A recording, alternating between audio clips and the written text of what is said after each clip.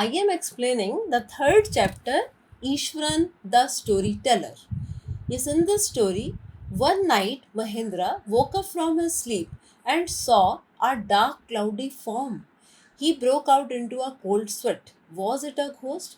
His suspense is there. Actually, this story is about Mahendra, who used to live alone but with one special servant who used to entertain him with stories, but he started believing. Now, story goes like this. Story is very easy one. Mahendra was a junior supervisor in a firm which offered on higher supervisors at different sites. That's why his job was hectic. He was a bachelor, a cook. Ishwan was every time with him. So, who used to do his household chores except cooking only? Ishwan was a good storyteller. Every time he used to tell so many stories to him to amuse him. Most of his stories were very surprising, full of thrill. His descriptions were so refined, so fine that anyone can believe in that. He narrated the smallest incident in detailed form. He would work up a suspense and add every time one surprising end. He was very imaginative in his approach. Mahindra every time used to enjoy his company and especially his stories because he was alone. There was no TV, no other entertainment, so we can say he was totally dependent on him for amusement. Ishwaran told him a story of a mad tusker, very important one. It entered a school ground. All the students and teachers were afraid and they hid themselves to escape from that elephant. Ishwaran, who was then a junior student, controlled the elephant all alone with a stick. Means he started explaining that he was there. He also told Mahindra about his encounters with so many ghosts. Mahindra called him very mad fellow. He tried to convince Ishwaran that there was nothing like wise stories. There were no ghosts. Rather, it was his fiction, imagination. Like a ghost in the world, there is nothing. But he himself was afraid now because every time he used to hear one story or another from his mouth, he broke into cold sweat because by chance he told one story. One night he was woken up by a low moan close to his window. Means there was little cry. He saw outside there was a ghost. He was frightened. Actually, he started believing in the stories. He broke into cold sweat and fell back on his pillow. However, he thought that it might be any kind of plan of someone, maybe of Ishwaran. Next morning, Ishwaran reminded Mahindra that he had heard someone crying outside the window. He told him that he had come running to his room after hearing the cries. Mahindra felt frightened and ran to his office, and then he decided that he would leave that place because he started thinking that the place was haunted one. So message of the story is very simple, that we should never believe in stories, and one person may deceive us by his imaginative skills. We should be rational in our approach. So there is nice story written by R.K. Lakshman to give one message. This is not the message that we should believe in ghosts. Rather, we should never believe in these kinds of stories. Now, questions, think about it.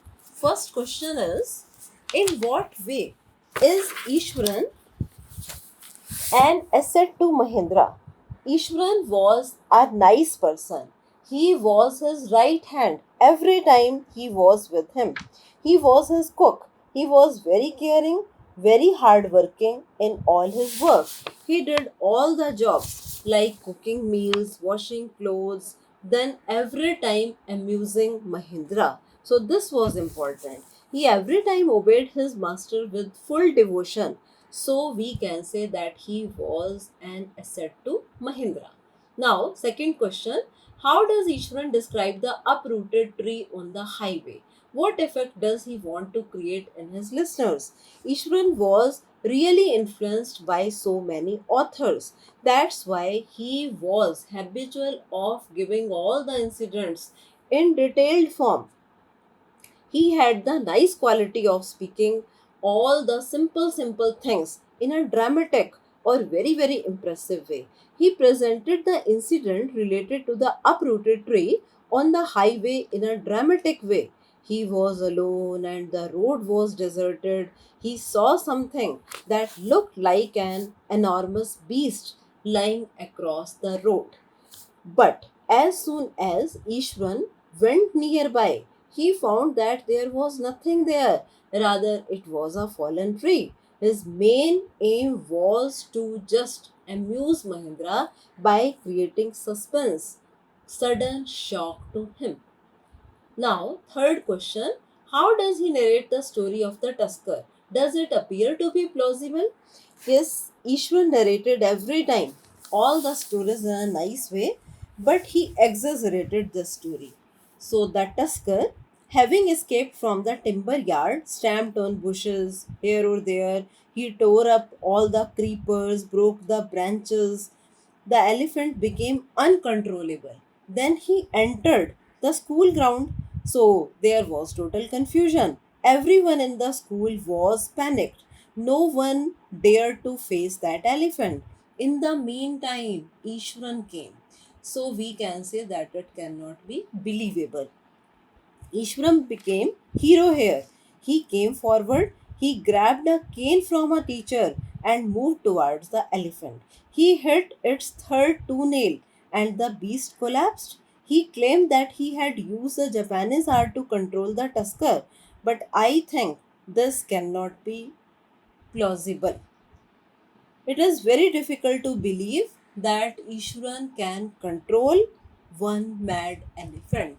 We can say that he was a nice storyteller. Now, fourth question. Why does the author say that Ishwaran seemed to more than make up for the absence of a TV in Mahendra's living quarters? Yes, it is very clear that he was nice servant to amuse. So he was expert in telling adventurous, mysterious stories, especially in one dramatic manner. It was his daily routine to amuse Mahindra at night whenever he used to return from his work, as he used to follow a very hectic schedule. Mahindra used to listen, then watch the development of the story that was told to him. Thus, Ishwaran seemed to more than make up for the absence of a TV. Every time, every night, without any miss, he was amused by him like a TV. Now, fifth question. Mahendra calls ghosts or spirits a figment of the imagination. What happens to him on a full moon night? Mahendra every time was against of ghosts because he did not believe in them. He every time used to say that there was nothing like ghost, rather it was only imagination or trick of Ishwaran. But one day, when Ishwaran told him about a female ghost holding a fetus in her arms on a full moon night, he woke up from his sleep and looked outside the window. Then Mahindra got shocked because he had heard that story. So he started believing. He was totally stunned and he began to sweat. Then he decided that he would leave that place. Now, sixth question. Can you think of some other ending of the story? Yes, I can think. One more ending for the story. As Mahindra was a rational person, he used to follow a hectic schedule. So, I think, he should not have believed in Ishwaran's saying because it was his fix.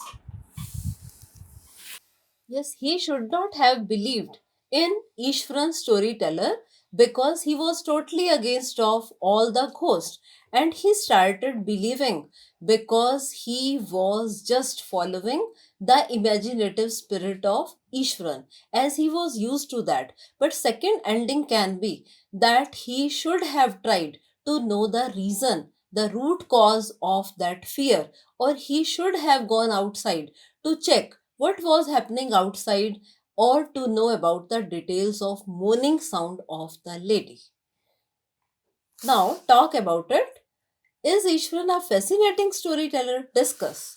Yes, I think Ishwaran is a really fascinating storyteller because he deserves this special category or this special adjective, as he was expert in telling every day one new story. First idea, he has never have any shortage of any ideas. So I think a good storyteller should be an epitome of the qualities. First one, he should have imagination.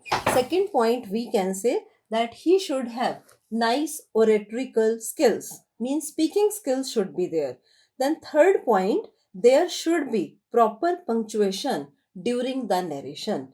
And then next idea, his tone should be changed according to the situation. Every nice storyteller should have amusing quality. Then he should try to make gaps, and every time there should be special ending. So I can say that Ishwaran is a fascinating storyteller. First, he has no shortage of imagination. Then every time he used to give nice ending to the story. Every time he used to convince Mahindra in his story. So we can say in the end, by the end of the story, that he was so expert in telling the stories that Mahindra, who was rational, he started believing in his story and he decided to leave that haunted place. So I think he has all the qualities of a good storyteller.